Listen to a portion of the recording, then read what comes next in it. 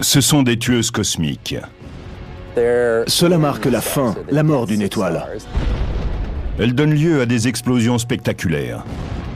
Elles sont 100 milliards de fois plus lumineuses que le Soleil. Durant un instant, elles éclipsent toute une galaxie. Ce sont les événements les plus importants dans l'univers depuis le Big Bang. Et en même temps, ce cataclysme cosmique laisse place à une création. Mais si l'une d'entre elles frappait la Terre, la vie s'arrêterait. L'univers est la scène de crime d'une des forces les plus violentes et les plus mystérieuses qui soient, la supernova.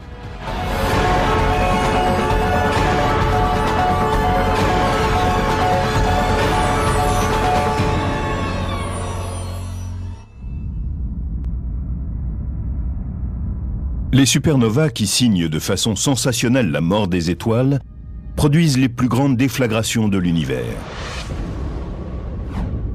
En fait, seule une minorité d'étoiles explosent, mais celles qui font boum explosent en 1000 morceaux. Elles émettent une énergie qui correspond à plus d'1 milliard de fois celle que le Soleil produit dans toute son existence. Cette déflagration spectaculaire relâche dans l'univers de grandes quantités de radiation mortelle. Si une étoile située au centre de notre système planétaire donnait naissance à une supernova et explosait, cela éliminerait certainement toute forme de vie de ce système. Les radiations stériliseraient tout ce qui vit sur n'importe quelle planète.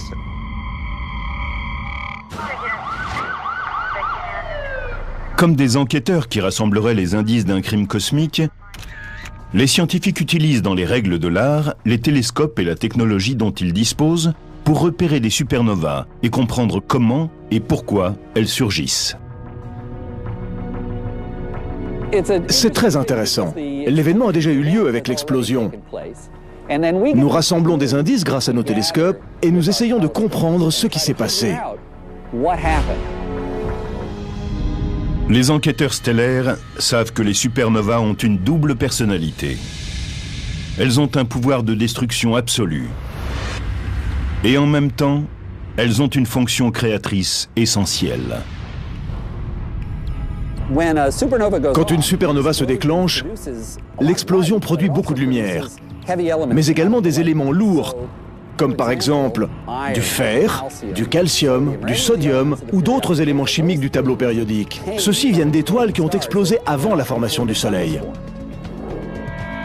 Ce sont ces éléments produits par ces gigantesques explosions stellaires qui constituent les planètes, les plantes et les êtres humains.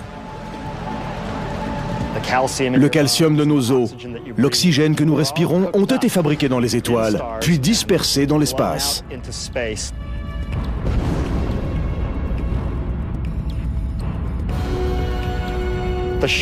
Les ondes de choc issues de l'explosion des étoiles compriment les nuages de gaz à proximité et déclenchent leur effondrement gravitationnel. Par la suite, ils amorcent un nouveau processus de formation d'étoiles, de planètes et finalement d'êtres vivants.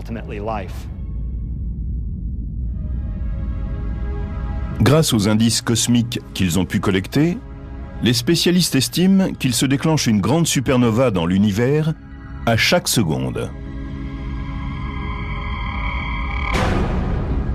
Cela fait quelque chose comme 30 millions par an, et ce depuis les 10 derniers milliards d'années que l'univers existe. L'univers est immense, puisque dans une galaxie type, comme la Voie lactée, on voit apparaître 1 ou 2 supernovas seulement par siècle. Mais personne ne sait quand se déclenchera la prochaine. Nous ne savons absolument pas quand apparaîtra la prochaine. Peut-être demain ou dans un siècle, ou peut-être était-ce il y a 5 minutes. Impossible de savoir. Si le phénomène est proche, nous verrons dans le ciel un événement très lumineux, peut-être plus lumineux que Vénus, que toutes les planètes, ou même que la Lune, ou plus lumineux peut-être que le Soleil. Si la supernova est trop proche, elle peut détruire toute forme de vie. L'éclair anéantit l'atmosphère et brûle tout. Les astronomes surveillent le ciel en permanence. Ils gardent en toutes circonstances un œil attentif sur 2 étoiles de la Voie lactée susceptibles d'exploser à proximité de la Terre et de provoquer une catastrophe. Lune est située au cœur de la nébuleuse Eta Carina, à près de 9000 années-lumière de notre planète. Nous savons qu'Eta Carina est une étoile dont la masse équivaut sans doute à 100 fois celle du Soleil. Elle a une durée de vie très courte, et il se peut que sa fin soit pour très bientôt.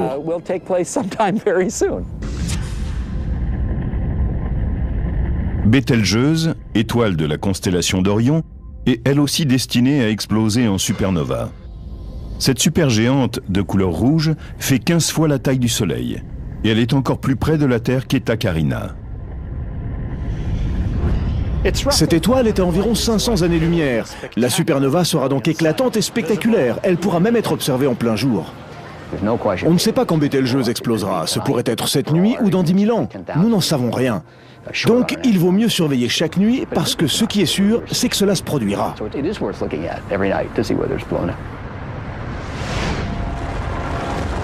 Les explosions de supernovas massives ne font pas que détruire et créer des étoiles, des planètes ou des êtres humains. Elles déchaînent aussi une puissante énergie sous forme de rayons cosmiques. Ces particules très chargées en énergie frappent chaque jour notre planète. Et le plus important, c'est qu'elles ont la capacité de modifier son évolution. Nous vivons dans ce que j'appellerais une écologie galactique perturbée. La galaxie est en pleine éruption. Notre planète risque à tout moment d'être touchée. Les experts disent que ces rayons cosmiques peuvent transformer les êtres vivants. Et ils le font. Nous savons qu'il y a des mutations génétiques quand les rayons cosmiques frappent des éléments vivants, car cela perturbe l'ADN cellulaire. Si une supernova se trouvait à proximité de la Terre, nous recevrions beaucoup plus de rayons cosmiques, 100 000 ou 1 million de fois plus qu'à l'ordinaire. Cela peut provoquer la disparition d'une espèce ancienne, mais aussi le développement de nouvelles espèces. Ainsi, une supernova est-elle un agent de changement aussi bien positif que négatif?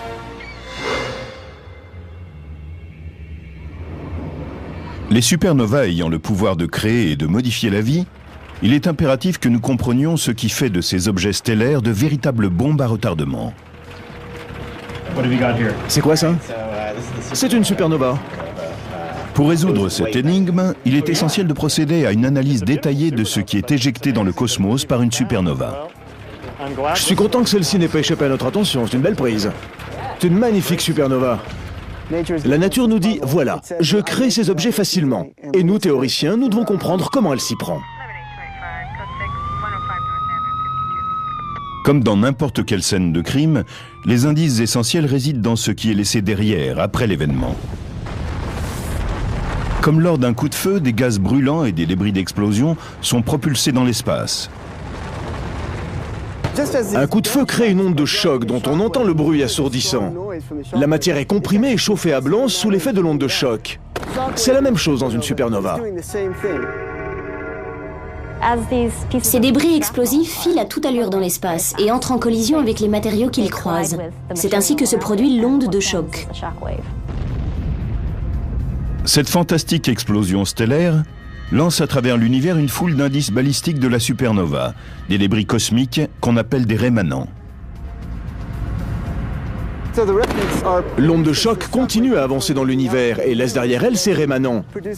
C'est ce qui donne cette image magnifique d'un choc qui se déplace vers l'extérieur. Les gaz qui constituent cette étoile sont éjectés à une vitesse incroyable, 15 000 km par seconde. Et ils créent ainsi une coquille en expansion qui parfois devient immense.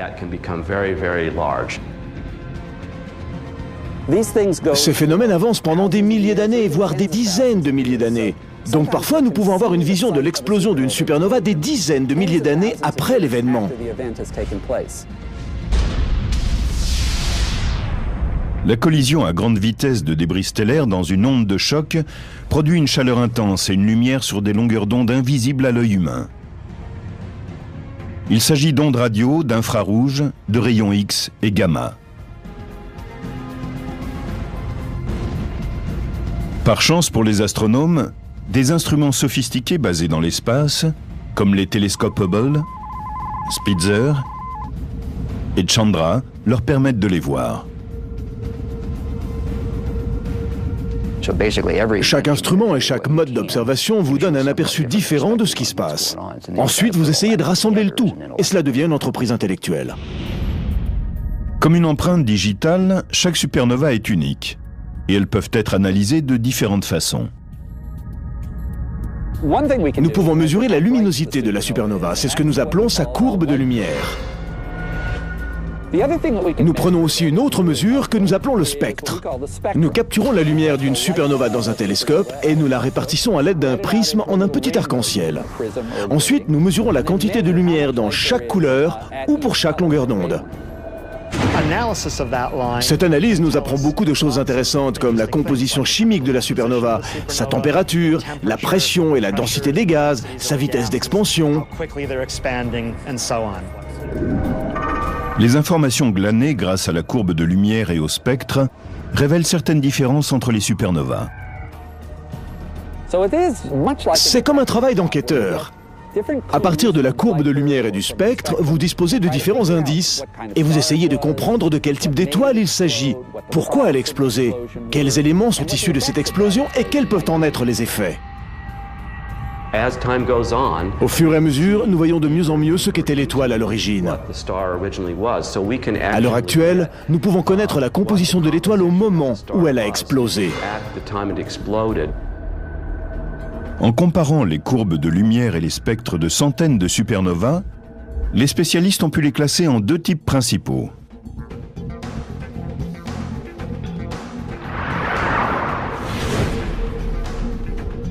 La supernova de type 1A ne dégage pas d'hydrogène.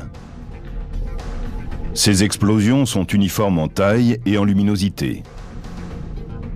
La supernova de type 2 dégage de grandes quantités d'hydrogène. Et ces explosions sont très variables en taille et en luminosité. Mais pourquoi y a-t-il des types aussi différents d'étoiles en train d'exploser ? Et pourquoi se dispersent-elles de différentes façons? Les spécialistes ont concentré leurs efforts pour répondre à cette question bouleversante. Qu'est-ce qui pousse ces monstres stellaires à se détruire eux-mêmes? Comme des chasseurs de primes à la poursuite de bandits, les astronomes d'aujourd'hui fouillent le cosmos à la recherche de supernovas mortelles. Les yeux rivés sur le ciel, ils appartiennent à une longue lignée d'observateurs. C'est en Chine, en 185 après Jésus-Christ, qu'un homme a aperçu pour la première fois une supernova, il y a 2000 ans. Les astronomes chinois ont conservé méticuleusement les notes sur leurs observations du ciel.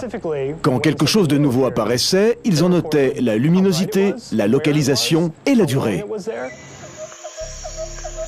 C'est à partir de ces documents impériaux que les enquêteurs d'aujourd'hui ont découvert récemment le rémanent d'une ancienne supernova.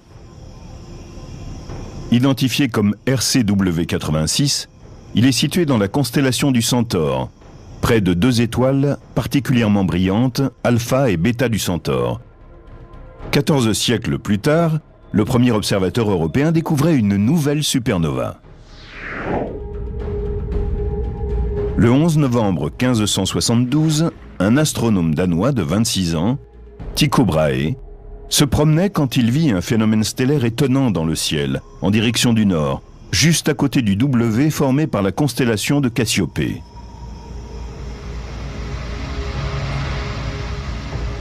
Il l'a vu et il était le plus grand astronome de son temps.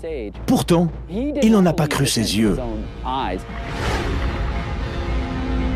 Quelques années après cette vision de Tycho Brahe, son ancien élève, Johannes Kepler, observa à son tour une nouvelle étoile. Il a mesuré la distance entre deux étoiles situées autour du phénomène. Et nous pouvons nous servir aujourd'hui de ces mesures pour retrouver l'endroit exact où l'explosion s'est produite.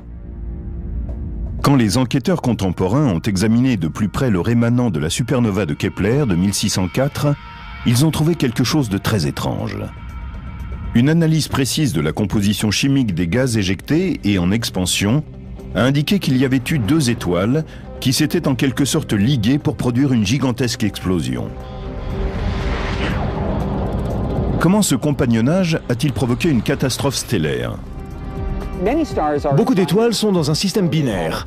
Elles ont un partenaire qui tourne autour d'elles et nous pensons que l'une des deux transfère une partie de sa masse sur l'autre. Les spécialistes ont découvert depuis que le compagnon de ce scénario binaire donnait lieu à ce qu'on appelle une supernova de type 1A. On pense que les supernovas de type 1A sont des explosions de naines blanches. C'est ainsi qu'une étoile comme le Soleil produira une pépite très dense de la taille de la Terre. Quand une étoile comme le Soleil meurt, elle expulse ses couches extérieures, pour ne laisser derrière elle qu'un petit cœur dense de matière dégénérée, qu'on appelle une naine blanche. Les cendres du Soleil vont devenir une naine blanche de carbone et d'oxygène formée de ces débris. Elle va durer éternellement, tout en refroidissant. Mais quand une étoile a un compagnon, tel le complice d'un crime, cela peut mener à la catastrophe. L'étoile transfère sa masse sur cette naine blanche, jusqu'au point où elle devient instable et qu'une fusion se produit en son centre. Ensuite, très rapidement, l'étoile naine blanche, qui est assez morne, va exploser en une supernova extrêmement violente et brillante. Mais pourquoi et comment certaines naines blanches engendrent-elles de telles déflagrations? C'est un jeune astrophysicien très brillant, Subrahmanyam Chandrasekhar, le Sherlock Holmes de l'astrophysique, qui en a eu la perception alors qu'il se trouvait sur un bateau qui le conduisait d'Inde en Angleterre. Au cours de ce long voyage, il s'est servi des domaines nouveaux de la physique quantique et de la théorie de la relativité pour proposer l'idée qu'une naine blanche ne pouvait atteindre qu'une masse maximum limitée.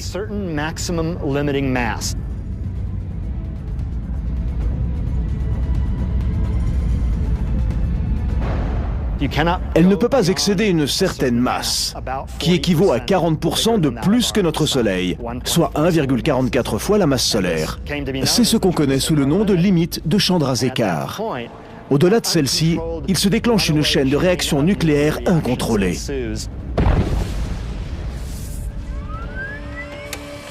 Mais pendant des décennies, les enquêteurs scientifiques se sont demandé comment fonctionnait cette chaîne d'explosion et à quoi elle ressemblait. Les modèles informatiques n'ont jamais pu recréer ce qui semblait arriver dans la nature. Mais en 2006, des astrophysiciens du prestigieux Flash Center de l'Université de Chicago ont littéralement craqué le code. Cette équipe a été la première à créer un super programme informatique capable de traiter d'immenses quantités de données. C'était nécessaire pour simuler la complexité des dynamiques à l'œuvre dans l'explosion d'une étoile. Nous appelons cela le calcul haute performance. Certains des ordinateurs que nous utilisons comprennent 128 000 processeurs. C'est exactement comme si 128 000 ordinateurs étaient reliés pour travailler ensemble. Même avec toute cette puissance, les ordinateurs ont dû travailler presque 60 000 heures. Les astrophysiciens ont décidé de ne pas commencer la simulation de l'explosion au centre même de l'étoile. Si nous avons décidé de commencer plutôt un peu à côté du centre, c'est parce qu'il est très peu probable que la flamme brûle exactement au centre, ou quasiment. Il n'y a pas assez de volume à cet endroit, c'est impossible. D'après cette extraordinaire simulation, il suffit d'1 seconde pour qu'une bulle de feu se forme à l'intérieur de l'étoile. On voit apparaître, en plein centre de l'étoile, une bulle qui grandit rapidement, qui se développe, tandis que surgissent les flammes qui brisent la surface de l'étoile. Initialement, la bulle en fusion mesure environ 15 km de large et elle atteint 1800 km à la surface de l'étoile. Elle se propage à la surface de l'étoile à la vitesse de 450 km par seconde. Puis elle arrive au point opposé et produit 2 jets très violents. L'un des jets jaillit vers l'extérieur à une vitesse d'environ 60 000 km par seconde. Un autre jet frappe en direction de l'étoile et met le feu à une onde de déflagration que vous venez de voir et qui traverse l'étoile à toute vitesse. Des températures torrides, dépeintes en utilisant une échelle de couleur standard, atteignent la température inimaginable de 1 648 millions de degrés Celsius. On peut voir le moment où se produit la déflagration et où elle traverse l'étoile en moins d'une demi-seconde. Cette phase d'incendie prend moins de 3 secondes. Les analyses révèlent que les supernovas de type 1A sont tout étonnamment similaires par leur taille et leur éclat. Cette explosion équivaut à la déflagration complète d'une masse comme celle du Soleil. Cette simulation par ordinateur, révolutionnaire, montre pour la première fois comment se produit une explosion dans une supernova de type 1A. Mais cela semble être radicalement différent pour une supernova de type 2.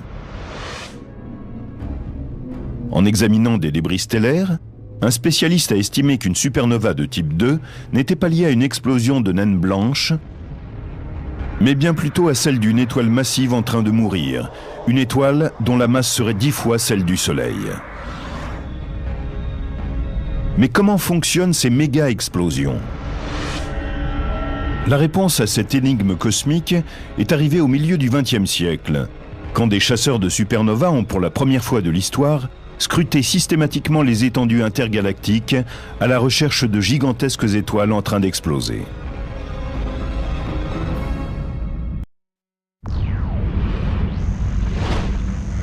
Comme des enquêteurs à l'affût, ils scannent sans arrêt le ciel nocturne, traquant les phénomènes lumineux intenses, révélateurs de la présence de supernovas.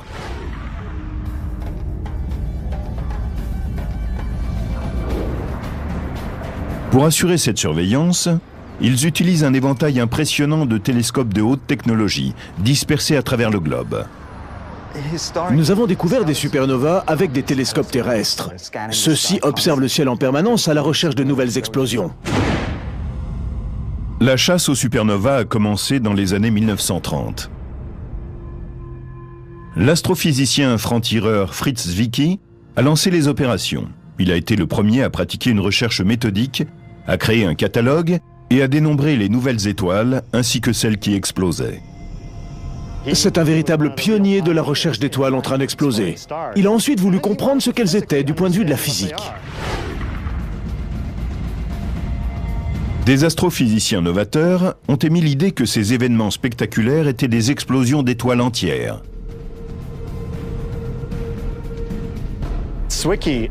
Zwicky a émis l'idée qu'un certain type d'étoile massive pouvait commencer et exploser au moment où son cœur s'effondrait, puis qu'elle reprenait des forces et générait alors une explosion colossale. Il a dit qu'au cours de l'effondrement, un rémanent compact devrait se former et donner une étoile à neutrons. La matière ordinaire est constituée avant tout de protons, de neutrons et d'électrons. Dans cet effondrement du noyau ferreux, les protons et les électrons qui forment les atomes de fer se combinent pour donner naissance à des neutrons. Une étoile à neutrons est un objet incroyablement dense. Si on prenait un gratte-ciel comme l'Empire State Building de New York et qu'on le compresse jusqu'à la densité d'une étoile à neutrons, il aurait la taille d'une bille. Ils ont une très haute densité. Une cuillère à thé de matériaux d'une étoile à neutrons pèserait plus d'1 milliard de tonnes sur Terre. Aujourd'hui, les spécialistes pensent que seules les énormes étoiles mesurant au moins 10 fois la taille du Soleil ont le potentiel pour générer ce type d'explosion avec effondrement du cœur. L'étoile massive génère de l'énergie en opérant la fusion d'abord de l'hydrogène, puis de l'hélium. Elle fusionne l'hélium en carbone, puis en oxygène, et cela continue jusqu'à obtenir du fer. Le fer constitue le noyau le plus resserré sur lui-même qui puisse exister. Donc, quand une étoile a fabriqué du fer, c'est vraiment la fin. Le noyau ferreux se forme dans les derniers jours de la vie de l'étoile. Ensuite, l'étoile devient tellement massive qu'elle s'effondre sous son propre poids. Et cet effondrement gravitationnel est très rapide.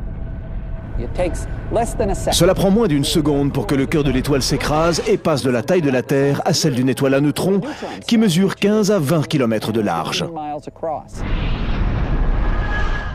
Mais ce noyau ferreux dense ne s'installe pas paisiblement dans sa nouvelle vie d'étoile à neutrons. Au lieu d'atteindre tout de suite une position en équilibre, cette étoile à neutrons commence à rebondir sur elle-même, comme un gymnaste rebondit sur le trampoline et remonte à nouveau. Cette étoile à neutrons qui rebondit entre en collision avec le matériau qui l'entoure et lui transmet une partie de son énergie en provoquant une éjection.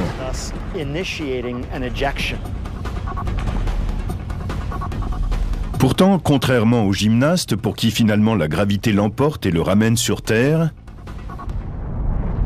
pendant que le cœur s'effondre, une autre force continue à diriger l'éjection vers l'extérieur. Maintenant, quelle est cette force mystérieuse qui a provoqué cette déflagration dans l'espace ?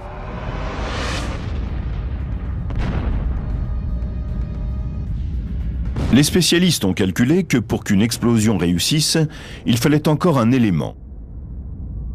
Et ils ont soupçonné les neutrinos, ces particules fantômes de charge nulle, dont on devine l'existence, mais qui n'ont jamais été observées. Les astrophysiciens pensent qu'au cours de l'effondrement du cœur, les électrons sont poussés si près des protons dans les noyaux des atomes qu'ils se combinent pour devenir des neutrons. Et dans ce processus, ils libèrent ces minuscules particules mystérieuses, les neutrinos. Les neutrinos sont un type de particules très intéressantes. Ils n'ont aucune charge électrique, donc ils n'interagissent pas avec la lumière. Ils n'entrent en action qu'avec ce que les physiciens appellent la force faible. Et le nom est bien choisi. Il signifie que ces particules peuvent traverser la Terre sans encombre. Ils peuvent traverser des blocs importants de matière. Ils sont comme des fantômes. Ils traversent les objets.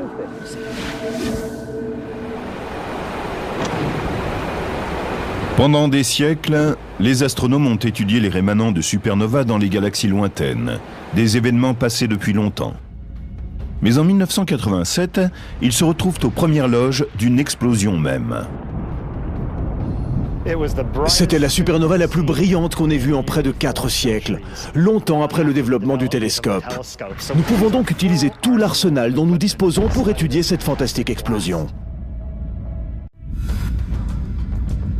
En 1987, a lieu non loin de notre galaxie, l'événement stellaire le plus fantastique depuis l'invention du télescope.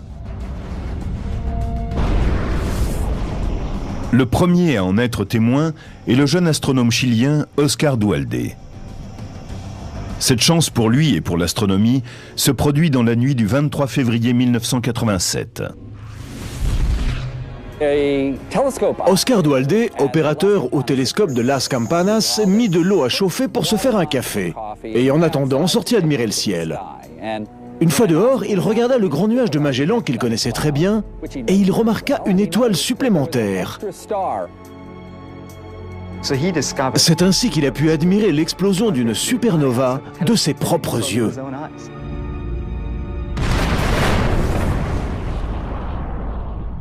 Quand une étoile explose, les astrophysiciens, comme des enquêteurs sur un crime, savent que les premières heures sont critiques.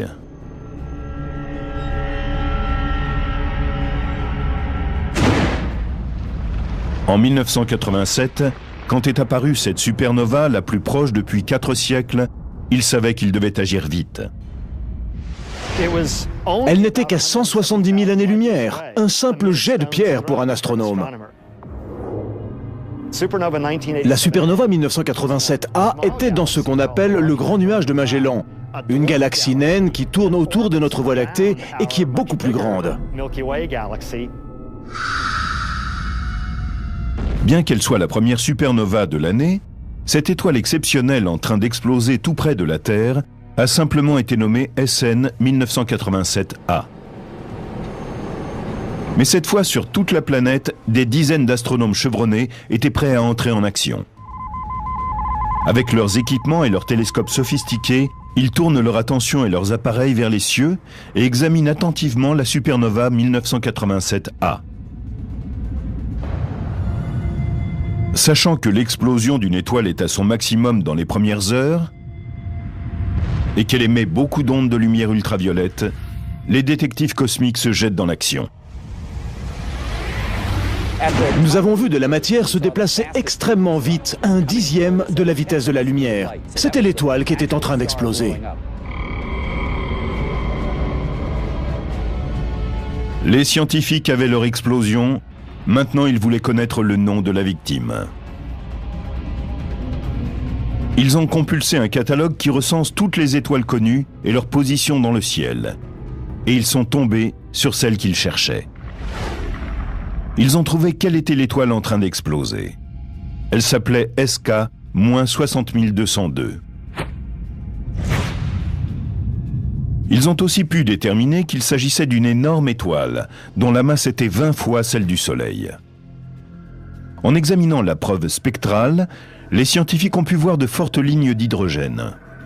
SN 1987A portait les marques distinctives d'un effondrement du cœur d'une supernova de type 2. Mais pour confirmer leurs soupçons et prouver cette théorie de l'effondrement du cœur, il fallait trouver un élément supplémentaire. Les spécialistes avaient besoin de neutrinos, ces particules fantômes dont ils avaient prévu qu'elles seraient libérées pendant l'explosion.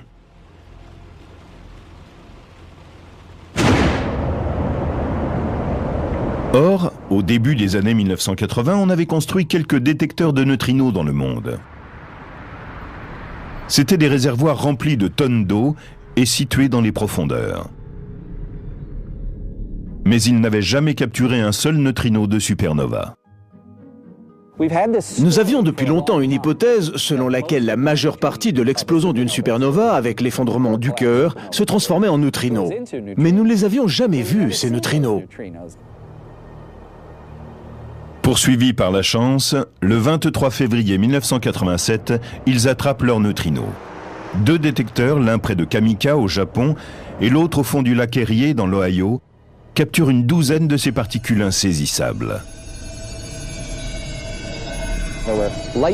On a utilisé des détecteurs de lumière placés dans ce volume d'eau pour voir le petit flash provoqué par le neutrino lorsqu'il entre en interaction avec la matière à l'intérieur du réservoir. Pour la première fois, des scientifiques avaient la preuve tangible de l'existence des mystérieux neutrinos générés dans le cœur d'une étoile en train d'exploser. Aujourd'hui, les astronomes savent que les théories émises dans les années 1930 étaient exactes. La supernova 1987A a montré sans le moindre doute que le noyau de fer massif de l'étoile s'était effondré et avait formé une étoile à neutrons parce qu'au cours du processus, une foule de neutrinos avait été créée. Avec le déploiement dans l'espace de puissants télescopes, les astronomes ont pu travailler dans le sillage des découvertes étonnantes liées à la supernova 1987A.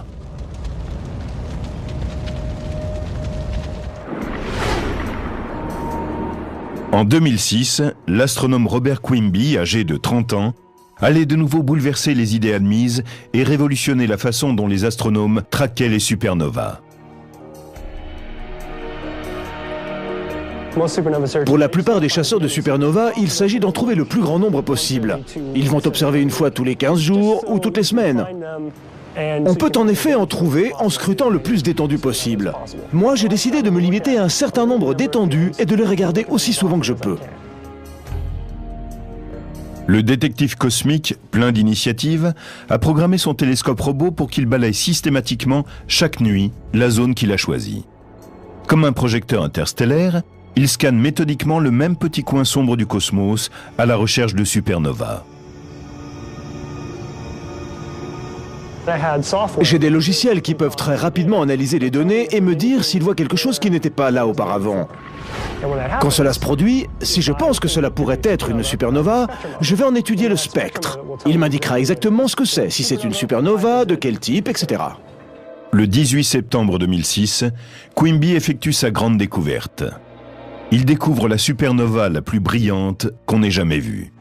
C'était ma 4e supernova et je considérais que cette chance me revenait. Les autres ont regardé les spectres et ils ont commencé à prendre leurs propres mesures de photométrie, à regarder quel était son éclat. Et ils ont finalement dit que 2006 GY était plus vive qu'aucune autre supernova recensée. Elle a duré plus de 2 mois, 70 jours au maximum de sa luminosité, et puis elle a pâli. Cette supernova, telle qu'on n'en avait encore jamais vue, avait été découverte par un étudiant de 4e année de l'Université du Texas. L'analyse d'un rémanent a indiqué que l'étoile, avant d'exploser, mesurait 100 fois la taille du Soleil. Et étant donné la grande quantité d'hydrogène qui apparaissait dans son spectre, cette supernova portait la marque d'un événement de type 2. Et puis, Quimby se surpassa. Après avoir analysé une supernova insignifiante, nommée SN 2005AP, qu'il avait découverte auparavant, il fit une découverte stupéfiante. Elle est à peu près 100 milliards de fois plus brillante que le Soleil. Si on observe une supernova de type 1A, son pic de luminosité n'atteint que 6 milliards de fois celui du Soleil. Elle était encore plus éclatante que SN 2006 GY. La découverte étonnante de ces nouvelles supernovas, aussi lumineuses que 2005 AP et les autres, a ouvert un nouveau champ d'exploration pour les chasseurs d'étoiles en train d'exploser.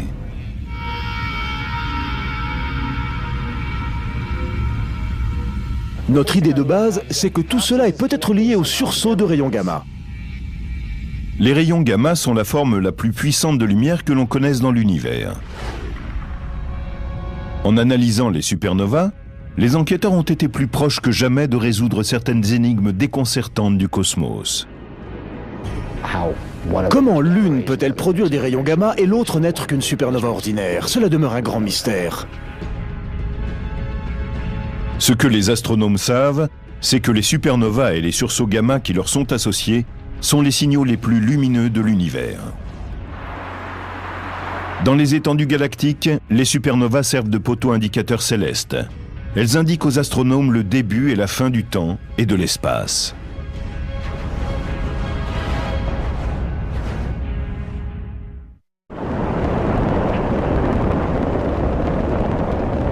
Le puissant satellite Swift de la NASA, lancé en 2004, a été spécifiquement conçu pour balayer le ciel et détecter les sursauts gamma dans l'univers.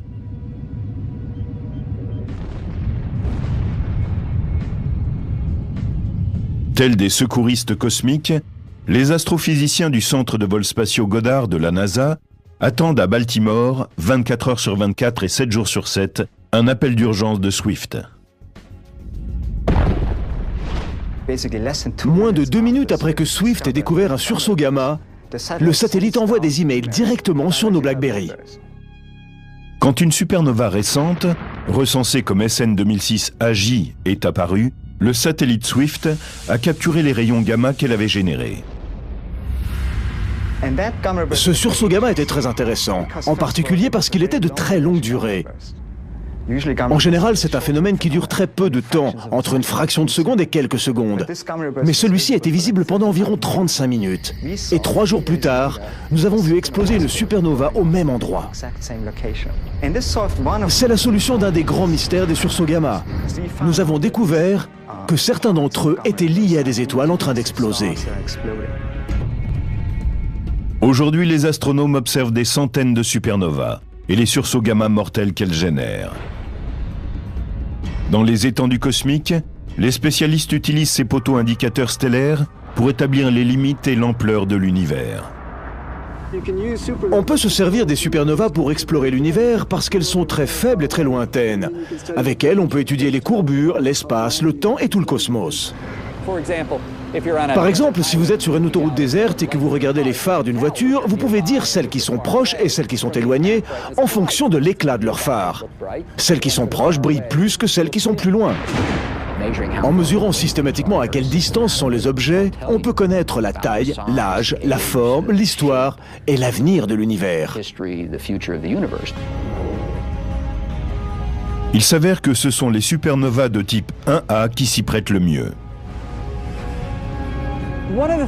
Ce qui est vraiment intéressant à propos des supernovas de type 1A, celles qui sont des naines blanches en train d'exploser, c'est qu'il y a cette masse fixe, cette masse de Chandrasekhar qui indique l'amplitude de l'explosion et la quantité de matière concernée. La conséquence, c'est que beaucoup d'entre elles ont plus ou moins la même luminosité. Si l'explosion d'une supernova de type 1A produit toujours la même quantité de lumière, alors nous pouvons, en mesurant sa luminosité, savoir à quelle distance elle se trouve. C'est le principe de la bougie standard. Les supernovas de type A sont comme des bougies standards. Elles ont toutes la même puissance et le même pic de luminosité. Lorsque vous les observez de distances différentes, elles semblent avoir une luminosité différente. Elles ont l'air plus faibles si elles sont plus loin et plus brillantes si elles sont plus proches. Ainsi, quand nous trouvons une supernova de type 1A dans une galaxie lointaine, nous mesurons sa luminosité apparente. Et en la comparant avec la puissance d'une supernova de type A plus proche et déjà recensée, nous pouvons déterminer à quelle distance est la première supernova et par conséquent sa galaxie. Cette technique novatrice a aussi conduit les enquêteurs cosmiques à quelques conclusions radicales.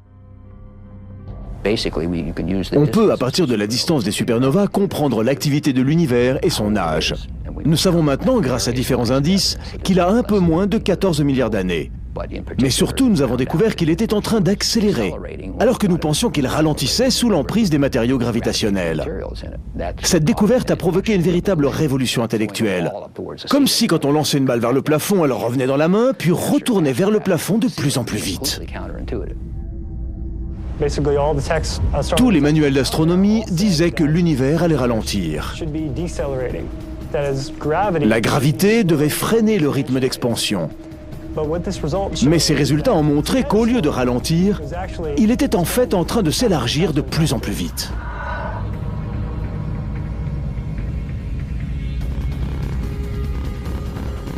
L'examen des supernovas a permis aux spécialistes de résoudre plusieurs grandes énigmes cosmiques. Ils pensent qu'en continuant à observer les indices laissés par les étoiles massives en train d'exploser, ils pourront apporter des réponses à de nouvelles énigmes. Aujourd'hui, les spécialistes savent qu'un jour prochain, chacun d'entre nous pourrait être le témoin de la force incroyable d'une supernova. Notre galaxie a une largeur de 100 000 années-lumière. Cela veut dire que la lumière d'un millier de supernovas se dirige vers nous. Certaines pourraient même venir de notre Voie lactée. Dans notre galaxie, nous nous attendons à avoir une moyenne de 2 explosions de supernovas par siècle. Le problème, c'est que la dernière supernova que nous ayons vue date d'à peu près 4 siècles. Notre galaxie a pris beaucoup de retard. Si cela surgissait dans notre galaxie, nous serions comme Tycho Brahe, Kepler, Chandrasekhar et Zwicky, témoins de la force à la fois la plus destructrice et la plus créatrice de l'univers. La supernova.